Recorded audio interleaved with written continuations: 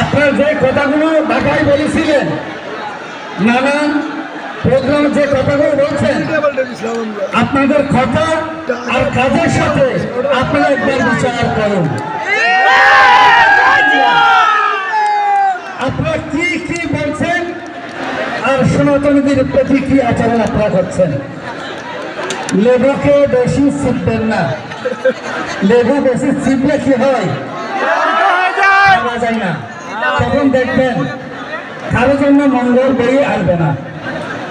আমাদের প্রতিজ্ঞা, আমরা সমস্ত সনাতনীরা 8 দফা দাবি না মানা পর্যন্ত রাজপথ ছাড়ব না।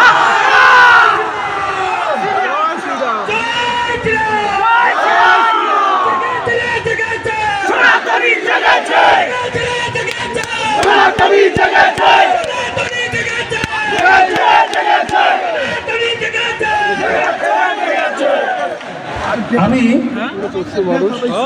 দয়া করে আমাদের প্রশাসনকে অনুরোধ করতে চাই, ইসকনকে আপনারা জঙ্গি সংগঠন বলছেন। ইসকন যখন রাশিয়ায় প্রচার করেন, ইসকনের ভক্তদেরকে এরকম বলে তাদের অনেক কষ্ট দিয়েছিলেন। সরকারের সিনিয়র যারা গোয়েন্দা রয়েছেন, তারা ইসকনকে বিচার করতে শুরু করলেন। 2 বছর পরে যারা ইসকনকে জঙ্গি বলেছেন, তারা সবাই সাধু হয়ে গেছেন। আপনারা আমাদেরকে বিচার করুন, আমরা কি জঙ্গি নাকি সত্যিকারের আমরা সাধু। বিচার করে আপনারা যদি সাথে নিয়ে যান, আমাদের ভয় লাগছে। প্লিজ আপনারা বিচার করুন, বিচার করতে গিয়ে সাধু হয়ে যাবেন না, এটা আপনাদের কাছে অনুরোধ। আমেরিকা থেকে শুরু করে সারা পৃথিবীতে ইসকন কার্যক্রম করছেন, সবাই আজকে ইসকনকে সম্মান করছেন। আর আপনারা আমাদেরকে জঙ্গি বলে আমাদের সাথে আপনার দেখা পর্যন্ত করলেন না।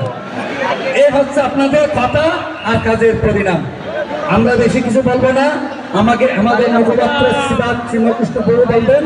আমি শুধু বলতে চাই, আজকে আমাদের লোক হয়েছেন 5 লক্ষ।